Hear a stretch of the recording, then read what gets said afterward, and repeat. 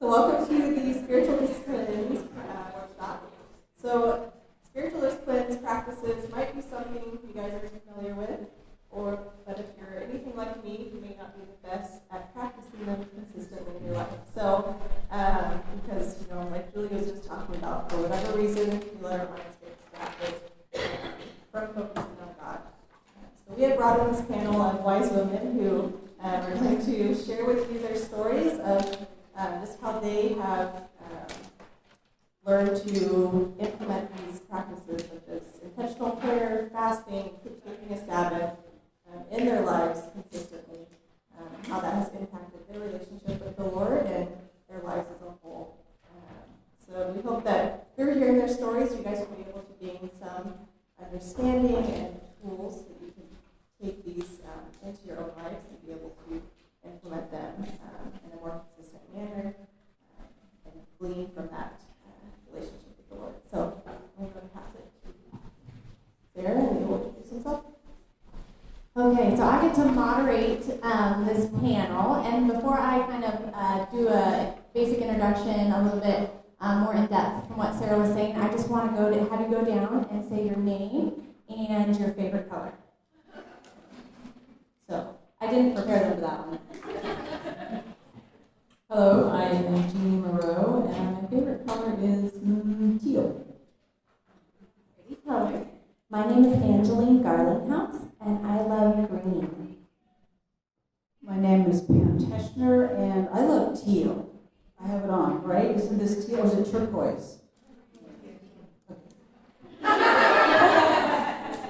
Okay, so as Sarah was saying, we have probably heard the term spiritual disciplines or spiritual practices, and sometimes those words can scare us or make us feel a little bit of guilt or shame or legalistic in our life, and so we kind of sometimes put it off or feel really guilty when we don't do them. And so we just wanted to have a panel with real women who have done this in their lives, and that can give us wisdom on how to do this. And I would just like to say, no matter if you're brand new to your Christian walk, if you haven't fully accepted Christ yet, or if you've been a Christian for a long time, these aren't meant to be things that make you feel bad. These are meant to encourage you on how you can grow deeper with the Lord, not to earn, but as an evidence of your faith, and help you grow more and more like Jesus. So I don't want you to sit here and be like, oh my goodness, if I don't do it like them, I'm a bad Christian or I'm doing it wrong. Just ways to give you ideas and helpful ideas and encouragement along your journey as well. We also wanted to make sure that you realize that this doesn't make you better or anything. It just makes you have ways to increase your time with God, increase your engagement with the Lord, and hopefully that will enrich your lives. And as Sarah was saying, as Julie talked about this morning, maybe help you put aside those things that can be distractions to you and help put God in the place that He deserves.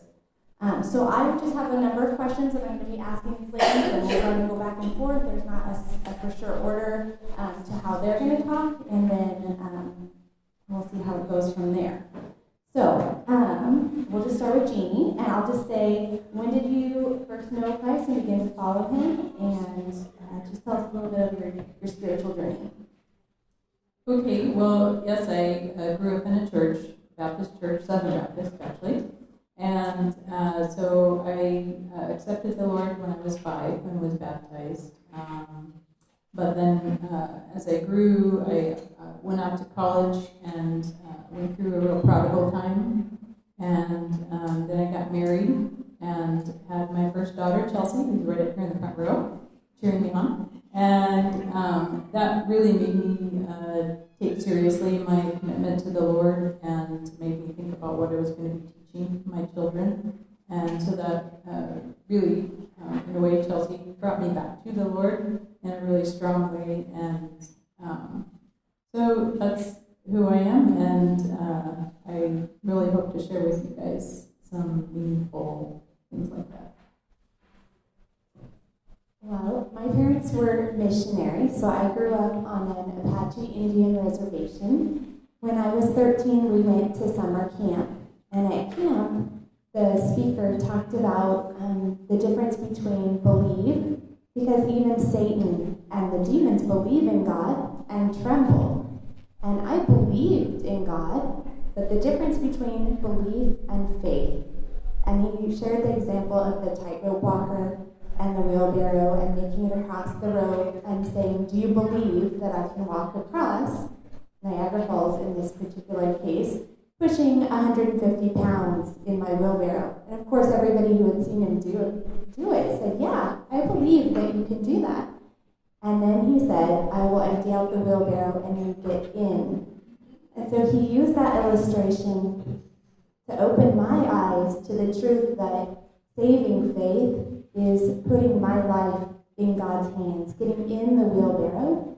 So when I was 13, I made that commitment and changed my life. So that's my beginning. My beginning is very similar in that actually I grew up in the church and came to know Christ as a very young child. I was probably 5, 6 in that range. I do vaguely remember that it had to do with Bible school, but because I was young, I did not have a very clear, you know how you drove a stake, you knew, and it's like at that moment, that place, that time, and I didn't have a stake I could, and so I wondered and I struggled with that into my teen years. I mean, I knew Christ and, attended church with my family all of my life, and then in my teen years in high school, I just thought, I just want to drive a stake, and I got to know absolutely. And so I did. I walked through that moment of faith again to make certainty more for myself. God already had me, but I just needed to do that for myself. And then it's just been a journey of walking alongside of Him through some difficult days and through some good times, and getting to know Him more and more as the years roll on. So Jeannie's going to talk a little bit about Sabbath, and Angeline's going to talk about fasting, and Pam about intentional prayer and prayer life. So first, I'll just ask, when did you begin practicing these things in an ongoing sense, and what challenged you to take that first step into doing that practice? Well, let's see. I've been observing Sabbath on Saturdays for probably about 6 years, and the reason I chose Saturday was because Sunday was so incredibly busy. My husband and I have coffee duty, and then sometimes the kids come over in the afternoon for family prayer time, and I'm in a Mid-Valley church choir that practices from 2 to 5:30, and then my husband has an accountability group at our house at night, and so it was just, there was no resting time at all. So I thought, I wonder if I could just take Saturday and rest, because at that point we were empty nesters, and I really needed some rest. I just really felt like I needed a day in the week where I had nothing on my agenda. And so I chose to start doing that, and I will tell you, it revolutionized my life. And just the thought that God actually gave me permission to take this day off. If I want it, I can take it. And I can also spend it with Him, which made it even a lot more rich. So before you pass it on, can you explain a little bit about what that looks like for you? Well, my husband and I have a prayer room in our house, which actually used to be my daughter Chelsea's room, and then she got married. And Ted thought originally he'd want to turn it into a man cave. But besides the fact that the room is really tiny, we had also decided to get rid of the TV and the computer. And so then there's no point having a man cave.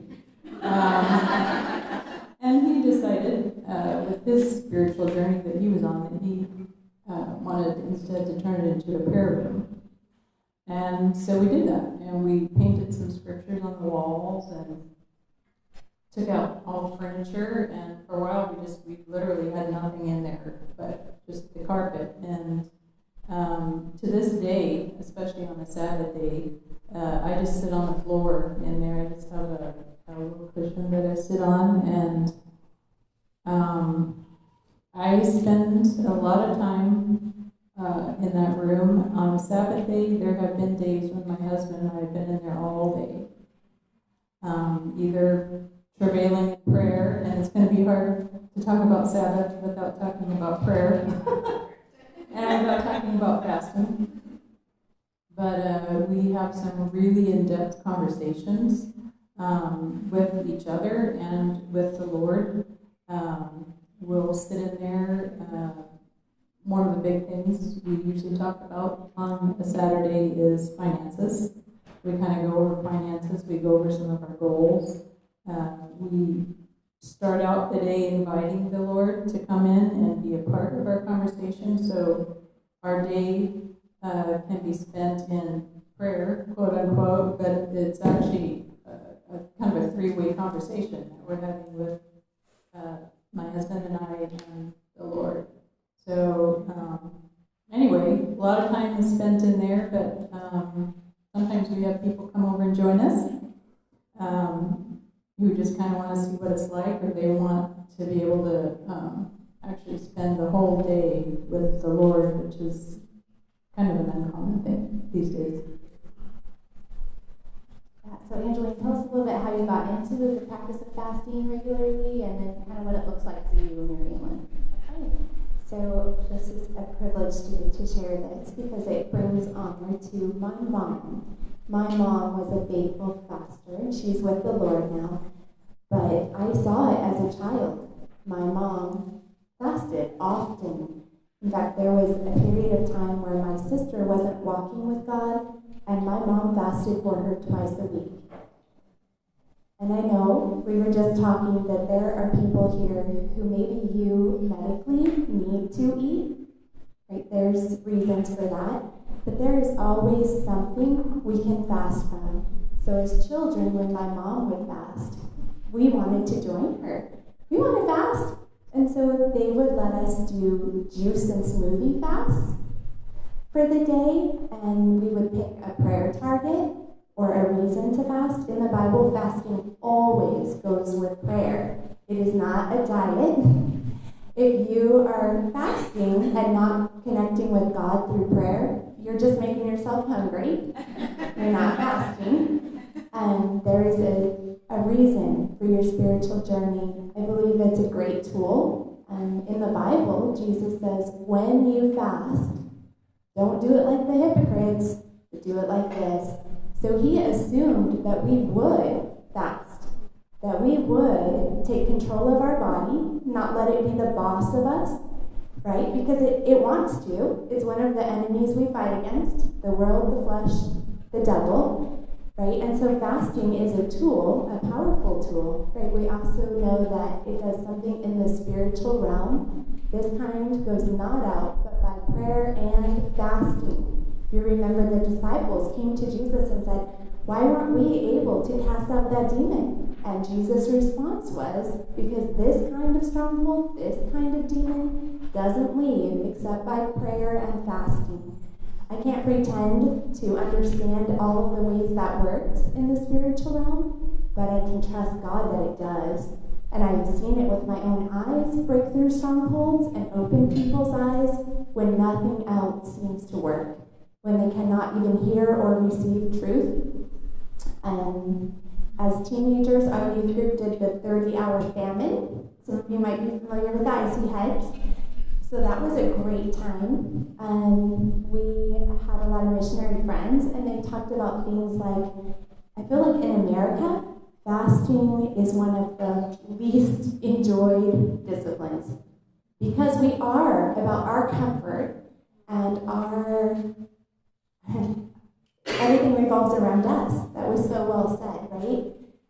But a lot of our Christian sisters and brothers around the world do not view life as errantly as we do, and fasting is very common for a lot of them. And it's sad that as I talk to believers, many of them have never fasted. So my husband has called days of fasting for our current church, and we've sat our kids down and said, okay, what are you going to fast from? Right? And so some of them were on smoothie days, and some of them said no sugar for the day, which is harder than you think, especially if you're a kid, right? No electronics, right? And I do feel like when you are fasting, no electronics is a good idea anyway. Because your whole point is to connect with God and spend extra time with Him, right? So you're putting your spirit above your flesh, you're connecting with God, you're doing something in the spiritual realm, and you're keeping the commandments of Christ. So I would encourage everyone to pray about how God, not if God would call you to that, but how God would want that to be worked out in your life and in your family. So I'm talking about how this came to be. Yeah, how it started in your life and then how it plays out on day-to-day life. So, being a good Christian girl, being raised Baptist, there are certain things you do, right? It's all the list of things you do. And so what did you say? Or don't do. Yeah, true. Do this, don't do that. That's how I grew up. So at that time I knew there were probably the top 3 do's were, pray and read your Bible.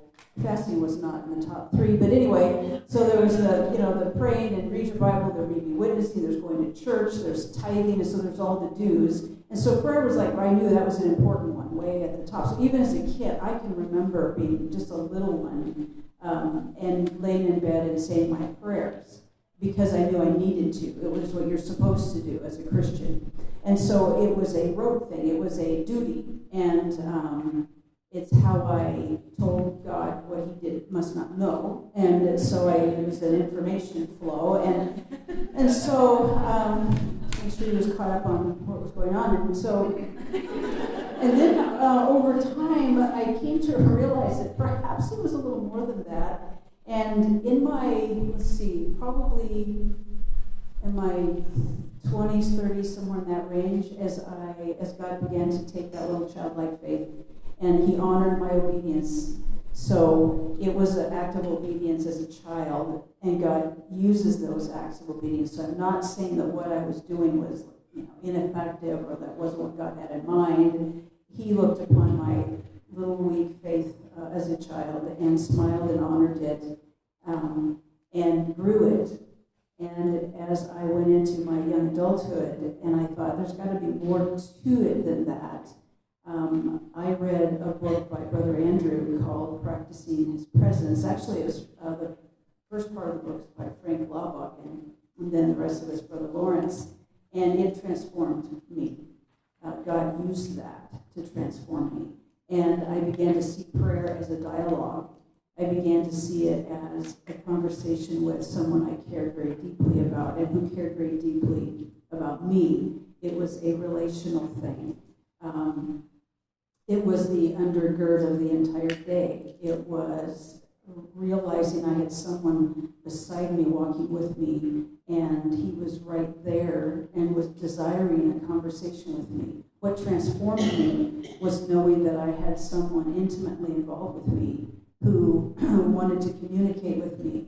And I began to realize it wasn't about me telling him and catching him up on my day or asking him for things. It was him wanting me to refer everything to him throughout my day. Just keep telling me about it. Just keep talking to me, referring it to me. Because he desired it. And suddenly I began to see it differently as prayer isn't something that I do or I desire because I should, I need to, whatever. I have this thing pressing on my heart. Prayer is something he desires, and we do it because he desires it. He is wanting to have that sweet time of fellowship and communion. It is a part, we've already heard how it is a part of everything. It is the very foundation of living life. It's breathing. It's spiritual breathing. So, one of the questions was, how did this progress in your life? So was every time amazing? Was every time just the most spiritual experience you had? Or was it a journey? Talk us through what that looks like from when you started making that decision to now. Well, it has been a journey for me. It looks looked very different in the beginning than it does now. In the beginning, I spent a lot of time in my prayer room crying. Lots of time crying, lots of times on the floor, sometimes prostrate, sometimes just kind of comatose. It was a time of where I really got to know the Lord, and always one of the first signs of the presence of the Holy Spirit is He convicts, and I want to encourage some of you who maybe are going through some of that, I guess we'll call it condemnation, that if it is coming from the Holy Spirit, there's always hope in it, because even perhaps when we have not been faithful, God is always faithful. He is always faithful, and He works everything out together for good if we love Him. And so if you sit in His presence and let Him do His work, I like to call it surgery, and sometimes He uses anesthesia and sometimes He doesn't. But either way, you come out better in the end. So all that to say, in the beginning there were a lot of tears. There still are occasionally a lot of tears, sometimes both from my husband and from me. Sometimes we're crying together, which that's good for a marriage, I think, when you can cry together. But we have a lot of rejoicing together too, and a lot of looking back and saying, "Wow, we didn't think the Lord would bring us through that, and look what He did." Anyway, I forgot the original question, but that's kind of what it looks like for me, and the place where I started versus the place where I am now is that we have some people now who want to join with us. People are interested in what we're doing. Obviously, I'm up here. And it's kind of exciting. It's a journey. It's a faith journey, and I know God's taking us somewhere. So with fasting, there have been seasons of my life that I've been good at it, just like exercise and reading the Bible. And there have been seasons in my life where I haven't been. And currently, and usually, it's the hard seasons that bring us back to our knees and back to God. So we realize we need that, right? So currently, my husband and I have a daughter who's not walking with God. She's 19 and she's making some poor choices, and we don't have a lot of communication with her right now, but we are fasting for her every Friday morning. So it's just a meal a week that we skip, and we spend it praying for her. There were a few days, I'm a full-time school teacher at a little Christian school at our church, and so I tried to fast a few days, all day, like I was used to when I was a homeschool mama. And I will say that it's a lot more challenging when you are working and trying to, because Satan attacks you and your flesh is kicking up a royal fit. It's like, you can't starve me. I'm the boss of you. Right? I tell you when to eat, and I tell you what to eat. And you're like, no, you're not the boss today. Actually, I forgot to tell you, but you don't get to control me today, which is really good, but it's also a day that you have to be guarded on your emotions and your attitudes. You really have to walk in the Spirit. And so I decided, it's not the nicest of me to fast while I'm trying to teach all these kids for the day. So we picked Friday mornings, so that's what it looks like right now. I will say it's important to set for yourself how long it's going to be, because if you do not set for yourself, your flesh will be like, well, now's good. You can break the fast now. I'm good with that, right? So if you set, because remember, it's a discipline, and it's something we're doing to focus on God. So I always set, okay, there's several, even in the Bible, there were several lengths of fast. There's a day, 3 days, a week, 40 days. So it doesn't have to be, even a meal a week, right? I will say, I pray more for that daughter Friday mornings before lunchtime because you are hungry and you are focused. So every time you think about food while you're cooking breakfast and serving other people, you're praying on that prayer target, right? And connecting to God. And so, yeah, it changes, I think, like all things. I'm curious to know how you would fit the Sabbath in with, I have 6 kids and I work full time and I run babies nurseries, so maybe we can touch on that. But all of these disciplines will change through seasons of your life. It would be wrong for me to sit and spend an hour in my Bible every day when I have laundry and dishes and I need to be faithful and I have kids and I have phone calls to make and it's not the season. And honestly, I leave my devotion book on the back of my toilet because I am in there and I am alone. I'm not one of those moms who invites my kids in. And so that has been my time for years that I pick up, and now that I'm working, I have some time in the morning before the kids wake up that I sit on my bathroom floor and read my Bible. My Bible lives in my bathroom, and my husband's still asleep, and I go in there to get dressed, and I sit on my floor, and I read a chapter to 3 chapters, but it looks different through different seasons, and I want you guys to understand that because it's so discouraging to hear from somebody, I spend an hour with God every morning, I wake up at 5, and you're like, I do too, but it's because of the baby, right? And how do I nurse and read? And you think, yeah, I can do that. I can nurse and read the Bible. And then the 2-year-old wakes up, right? And so there are seasons, and it's just about us being faithful at the next steps God has in our life, right? We're just sheep. We just have to follow and eat. Sometimes it's overcomplicated, I think. That's perfect. That's my answer. But, when you were saying that, so how many kids? 6. I'm reminded of a story of Susanna Wesley. And some of you know the story of Susanna Wesley, who had 13 children, John and what was the other Wesley? Charles Wesley. Went on to be great men of God. You know how Susanna Wesley did it? So all of these kids, and the husband's on the road all the time, right? She's home with the 13 kids. And so how she did is that she says, all right, kids, when you see the apron over my head, you leave me alone. It's my time alone with God. And they knew that was the clue. Just apron over the head. So just give me a minute. It is very seasonal. It's been very seasonal for me. As I said before, it looked a certain way when I was a child.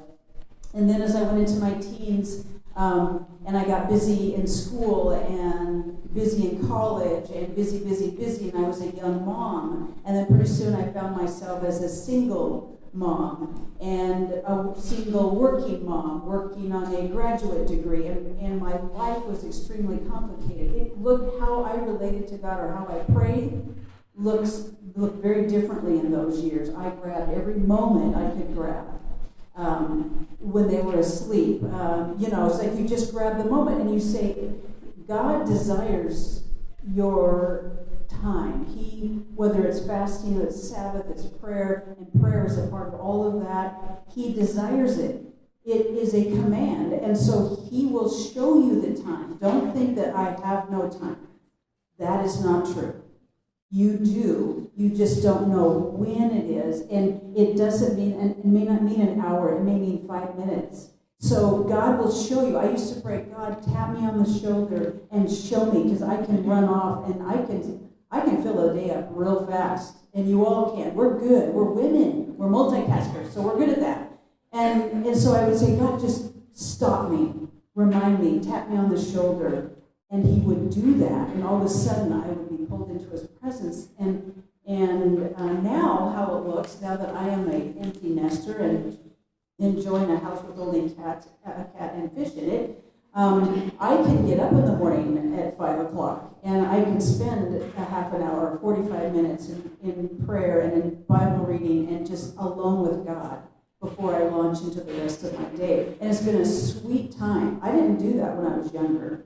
So it just looks different as you go. And it's not, one is not better than the other. God will direct you in how He would have you do it at that season of life.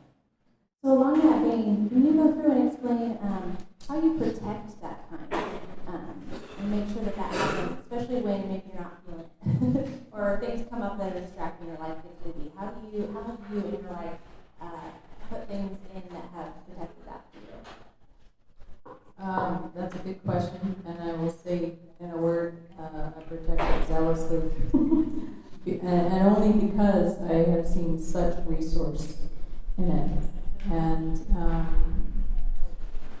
my husband and I are very, very busy. Even though I'm retired and I'm an empty nester, we have so much on our plate, and I have countless times asked the Lord, please, if there's anything on my plate that doesn't belong, will you please take it off? And generally speaking, He only adds more. And so I just always say to Him, okay, then that's fine. I can do it as long as you give me my Sabbath. If you give me my Sabbath, my 1 day a week, when I can take everything off my plate, then I can do everything else. I can, work till I drop 24/7, 6 days a week. But that 1 day, I want to be able to say no. And the other thing is that, yes, life does come to us, especially women in seasons. And our Sabbath is in the process of changing right now, and I'm having to ask the Lord, how do I protect it?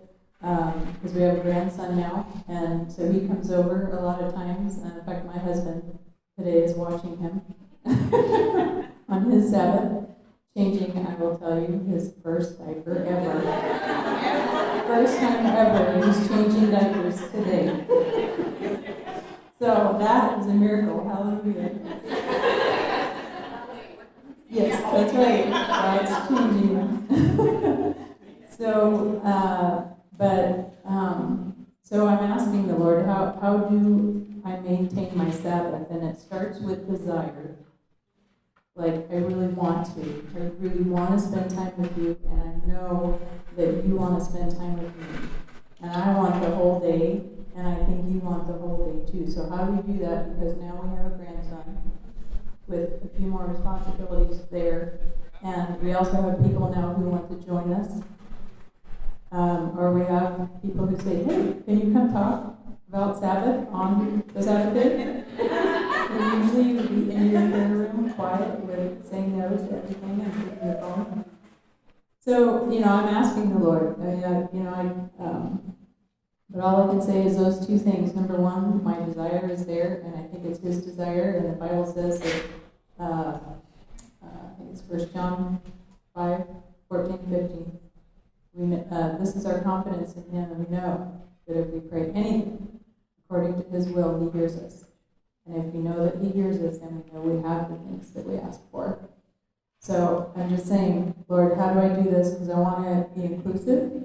You were inclusive. Jesus was inclusive. There were many times in the Bible where Jesus tried to go off by Himself, and people followed Him. And He didn't say, hang on a second, I'll be with you tomorrow.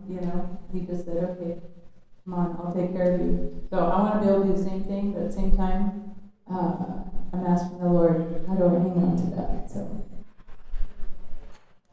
Yeah, compassion on unforgiving.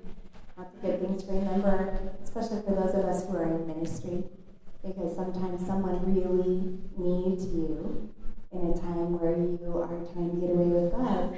I remember one of our anniversaries, we were away at a motel, and I got a panicked phone call from a lady at the church in Lafayette, and she needed a safe place to go. Her husband was being abusive, and she needed a place right then. So I spent hours on the phone finding a resource and a place and connecting, and that wasn't my plan for my anniversary night in a motel away from my kids. But God was willing to set His plan aside and have compassion on people, and we are all called to be like Him. And so it's important that our agenda doesn't become our idol. And I would assume even with the Sabbath, right? Sabbath was made for mankind, not mankind to serve the Sabbath. But so the way I guard that, of course, guarding fasting is just, my kids still need to eat, even if I'm not. And sometimes I end up having to tell them because, like, hey mom, where are you? Well, I'm fasting today, I'm praying for this, or whatever. But just, I've seen it change lives. I've seen it work in hearts, and mine too, honestly. And I feel like it is a powerful tool. Like God has given us everything we need for life and godliness. But sometimes we don't take up that armor that we're given. We don't use those tools. So you can weed a flower bed with your hands, or you could use the weed killer and the spade. You can get the job done with or without the tools. One way's a lot easier for you. And I feel like that applies spiritually too. That God's given us amazing tools to help us grow to be more like Jesus. And we can use the tools, or we can do it the hard way, right? So just being led by the Holy Spirit. Like when He asks me, I have a few friends that I'm like, hey, if you need me to fast, I will fast for you, because sometimes your friends are too weak and too beat up at that moment to consider fasting. In times of great sorrow and grief, they don't have the strength, but we can stand in the gap for them. I'm okay right now, so I can do it for you. And someday you're going to be okay and I'm not, right? Right? And that's why, as women, we bring each other food when you have a baby. I can make food, right? And then when I have a baby, I want food, right? So we can do that with fasting and prayer. We can intercede for one another because we care that much about each other. We can deny ourselves for someone else and stand in the gap for them.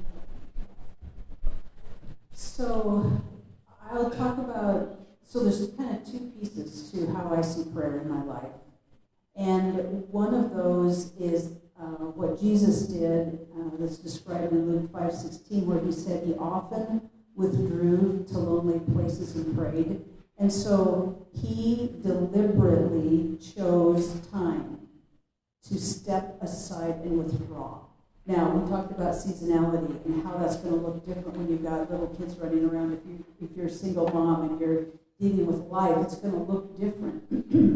Right now, what I've discovered at this stage in my life, I have, for, I don't know, maybe the last 7 or 8 years, have determined, probably closer to 5 or 6, have determined that the morning, I am going to give the morning before work time to Him. Well, the way I protect that, go to bed the night before. And that one, it's, I tend to get a second wind in the evening, or I tend to think about what I need to do to get ready for tomorrow, or there's one more thing, and I keep slipping, and I think that's the enemy just saying, one more thing, and pretty soon it's later and later and later, and I go to bed, and my alarm goes off, and I'm so exhausted that I can't. And I realize the battle is not in the morning. That is not where the battle's at. The battle's the night before, when I'm distracted and I'm staying up too late. That's the battleground. Know it. If the morning is your time, if that's what you want it to be, the battle's going to be the night before. The other side of prayer, other than that time to step aside and be alone and withdraw, whatever that looks like, the bathroom, whatever it looks like, there's that. But there's also the piece of that constant awareness of His presence, of the living in His presence, of knowing that I can talk to Him at any moment. So how do I protect that? How do I nurture that? We are living in an age, in a world of being blasted with information. We're blasted with information constantly. And sometimes we've got to unplug it, we've got to turn it down, we've got to turn the volume down. We've got to, it is a mind shift. And so for me, in my daily routine, when I get caught up in the dailiness of what's going on, it's a mind shift. And I've got to sometimes mentally step back and just say, good morning, Lord. Or just say, I love you. You are my all in all. I am yours. Do with me as you will. Direct my thoughts, direct my words. Because if I'm not doing that and I'm allowing the distraction, pretty soon my words and my thoughts are not directed by Him. They're directed by my emotion. So that living it out moment by moment, that's where the discipline and the practice is as well. It's just learning how to shift the thought, just shift throughout the day and being aware. And pretty soon, it becomes second nature. Pretty soon, you just realize He is your constant companion, and He is always there, and you're always heart connected. I can be mind connected with the chaos that's going on around me, but my heartbeat is connected to His heartbeat, whether I'm conscious or not. And then when that consciousness of what's going on around me begins to fade or shift, then my heart reconnects with Him, and I get that stirring of the heart and the mind. So it's just this daily, I think I said it before, it's breathing, it's spiritual breathing. It's a constant breathing process with Christ throughout the day. But guard the evening if you want to have your morning time. So you talked about it a little bit in what you guys have said already, but what has been one or two things that God has really revealed about Himself through these practices for you? Well, I did say before that I have learned that even though I have not necessarily been faithful, God is faithful. That is who He is. And that is what He wants to teach us to be. So in learning that process, another thing that I've really learned about Him is, I learned that He is faithful, or that He is faithful, and I have seen that because I have learned to wait on Him. That is probably, I would, if there was one skill, I would say that I would want every Christian out there to gain. It is the skill of learning how to wait on the Lord. Just wait, because He will come through. And when you're a 20-something-year-old, it's a little bit harder to understand what it means to wait, because waiting means, okay, I've got 15 minutes, I'll wait. And nothing happens. And, well, what was that all about?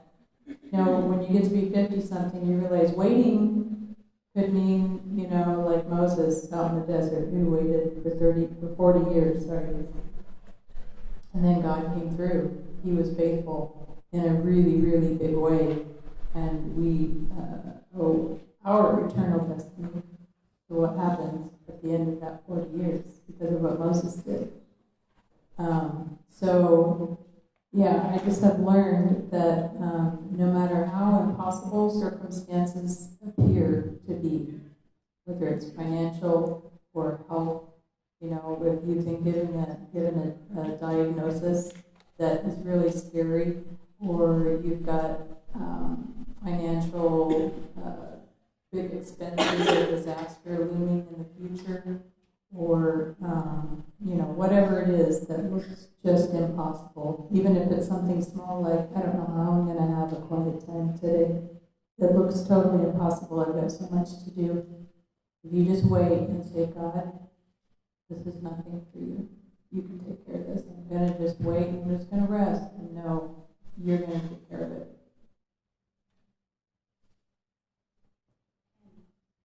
This is going to sound funny since it's to do with fasting, but honestly, the biggest things I've learned is that Jesus is the bread of life, and He shows Himself as El Shaddai in the Bible. And if you break down Shaddai, the word, and since we're women in here, I can speak on this without turning bright red, but the word Shad in Shaddai actually refers to a woman's breast. And it says, when God says He is all-sufficient, it's like the breast is all-sufficient to nurse and nurture a baby. It's all they need. All the nutrition they need comes from that. And our God is all-sufficient, all the nutrition we need. And so when I'm denying myself food, whether it's a day or a meal, and like I said, it can be sugar, it can be electronics. There are other ways to fast if you can't medically stay away from food. Or smoothie and protein drinks is still denying yourself. But when you're denying yourself in that way, then God is all sufficient. and you just see that even more clearly. Does that make sense? And what sounds contradictory, like I deny myself and I find out that God is the bread of life and He is all-sufficient. But I feel like in my life that's true. And when we just set aside the world for a little time, right? Because really eating and cleaning and prepping and thinking about what we're going to eat takes up a lot of our time as women. And so to do without that for a little while, and then, just being hungry really will remind you that effectual, fervent prayer of the righteous woman avails much. Like if you want to be an effectual, fervent prayer warrior, fast, because you will be reminded of keeping on target. What I've learned. How's God revealed himself? What have you learned? So I'll talk about two things. What I've learned in that with prayer, and whether it's that protected time alone where you're withdrawing and just on your knees in prayer with God. And by the way, prayer is a conversation. And sometimes you talk, and sometimes you don't. You listen. One thing that was enlightening to me is in my journey of this is the verse of Psalm 46:10 that says, "Shut up and listen." That's it. It says, "Be still and know that I am God." And I think stillness of soul is a very difficult thing for us women, and especially now, stillness of soul. And I always thought, if I'm not studying, if I'm not memorizing, if I'm not praying, I'm not really growing. And I was shocked to learn that, in fact, if I'm just still and quiet and wait in the stillness and wait in the quietness for Him to reveal Himself, that has been the most life-changing and growing experience for me. And I can walk away and think, well, I didn't really feel much that time, or gee, I nodded off halfway through it, or I thought about the meeting I was going to have when I showed up at work, and these distractions keep coming at you, and so I come to the end of my time and think, well, I wasted that half an hour, and that would go on, and good days and bad days, and sometimes literally, I remember God saying, because I'm such a studier of the Word, that He said, put your pencil down. This is about, you have just stepped aside so that we can just sit together. Let's just love each other. Just listen, be quiet, and listen. And that carries over you throughout the day when you start the day like that. And so the revelation to me was that I didn't have to be busy doing, studying, reading, whatever, that I could actually be just listening and being still. Even when it doesn't feel like anything's happening, the God of the universe is doing a work in my heart that I'm not aware of because I've been obedient. And I've sat there in the stillness and thought, oh my God. And after a few days and a few weeks and a few months, I was startled to see how He had used those moments to transform me. He has changed me because of my quietness with Him. So that was a surprise to me, that He actually can do a transforming work in my life when I'm not studying the Word. The other thing that was surprising to me is that God has made Himself more and more real to me. As I have spent more time with Him, He has become more and more real to me, which is what this whole idea is we draw near to God, He draws near to us. He is always near, closer than your breath, the blood in your veins. But I choose whether I draw near to Him, that then opens the door for Him to be intimately close to me. So that life of God in me, the nourishing of the life of God in me through prayer, through time alone with Him, has been amazing as I have come to know Him in a very intimate way and to worship Him in absolute awe and reverence as to what this God takes time to do for me every day. Okay, last question. What would your advice be to women who have never considered doing a sabbath or fasting or intentional prayer practice before? If you have never considered it, then consider it. And I think you all are if you're here today. But if you If you look in the Bible and if you study the Word, you will see that rest is very important to God. Very important. And he even says there are some people who will not enter that rest. And that is a very sad thing. We're in a society right now, especially with technology, that keeps us going 24/7. And that is not God's will. I can tell you boldly, it is not God's will for us to be going 24/7. He intended for us to be at rest at all times, to be at peace. He says, be anxious for nothing. And so consider observing the Sabbath, because it is a day of the week when God gives you permission to say, no, I don't want to do that. Today I'm going to turn my cell phone off. I'm going to set it in the garage, or I'm going to turn the TV off. I'm not going to go to that ball game today, or whatever. I'm just going to spend time with the Lord in His presence, because as we've spoken, God really does want to spend time with you. He wants you to get to know Him. He wants to be revealed. But to get to know anyone takes time.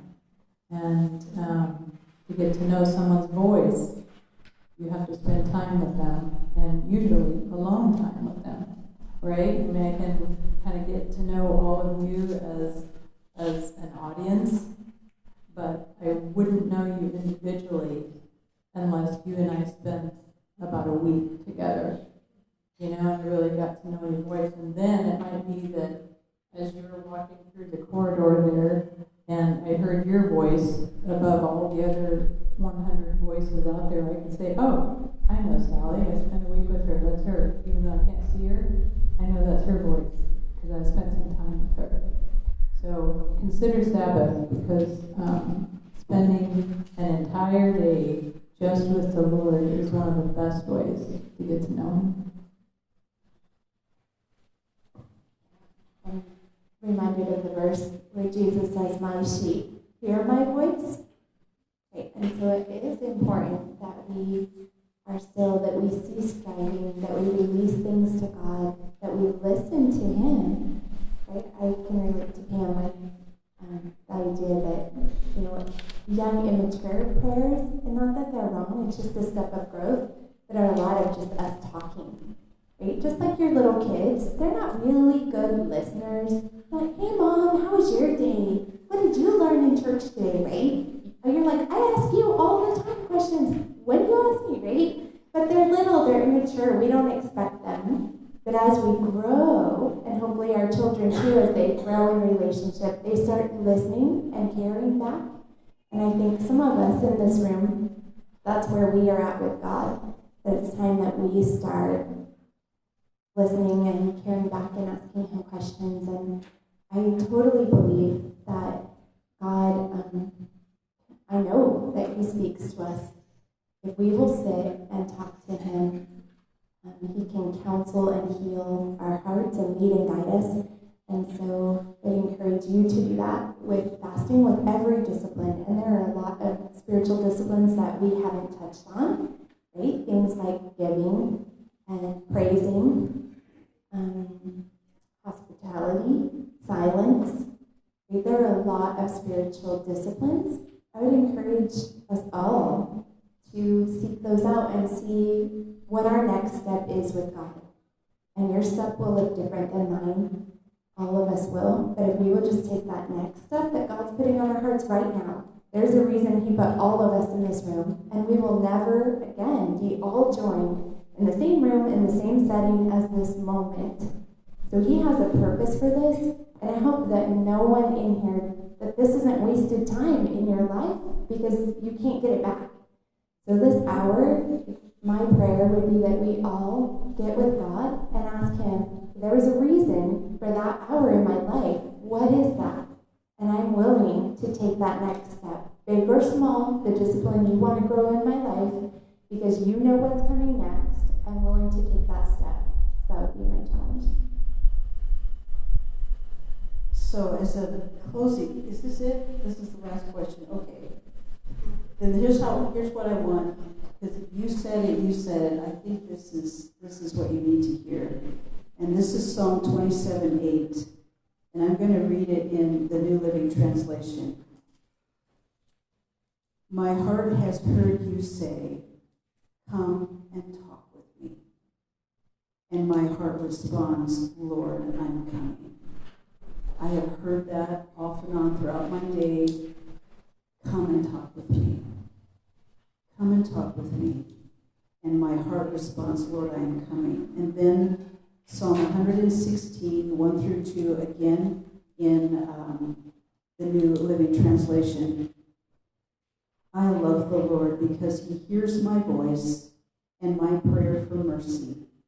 Because he bends down to listen, I will pray as long as I have breath. So picture the God of the universe, the eternal God, bends down, puts his ear to your lips, and wants to hear you pray. He's waiting, longing to hear your voice. What a picture. A God who loves you and wants to hear you and wants to talk with you. Amazing. So I hope that this has been encouraging to you. I just want to reiterate again that this isn't about what you need to do or have to do, but what you get to do to draw closer and closer to God. And that it's not a legalistic thing, but a way to, it's not a way to godliness in the sense that we need to try and be more godly, but it will help us become more like Christ because we're getting to know him and becoming more willing to listen to his voice and learn about who he is. So I actually have a few copies of some resources that might be helpful if you want to know more about spiritual practices and disciplines. And I'll just pray for us. Holly wants to say something. I just wanted to say I'm so thankful for all these ladies. And could all of you out there, if you go to church with one of these ladies, could you raise your hands if you knew them before you were here? There's some ladies up here, some back here. One of the things I just want to point out is that we're not like importing these people from far away and having them come and like this is, this person who's like from, traveled all the way from Texas to tell us about such and such. Like these are the women in our churches. And that's so encouraging to me. So in addition to the resources that she's given you, I just want to point out that there are women in your cabin tonight, there are people who are with you who, just have that conversation of, hey, what's that like for you? What do you do? Talk to each other about that. Maybe you never, or maybe you want to say, I don't do that. Could we do that together? And so I just want to encourage you towards that. And then the second thing, because this has been really very convicting to me, is I found an app called Off Time where you can make your phone only give you like a phone call or a text. Nothing else comes through. And for me, I'm not very disciplined enough to like if everything's going on, I'll just find myself on Facebook, I'll find myself on Instagram. And so if you're like me and need help with discipline, there are tools like that. So this one called Off Time is really great. And I say for the next 8 hours, Facebook is gone. I can't get to it. And when I try to, it gives me a little screen that says, haha, you can't do that. What are you thinking? So, back to Sarah, but I just want to say I'm so thankful for these ladies from our churches, and reach out to the people around you. Yeah, so I'll pray for us, and then you can actually thank these ladies for joining us. Thank you guys. And I'll pray and then we can have lunch. So Lord, thank you for being a God who wants to know us and wants to have a relationship with us and desires us to come to him in rest and set aside time specifically for him, and who desires us to deny ourselves of things that would take your place and allow us to focus on you for specific things and specific requests.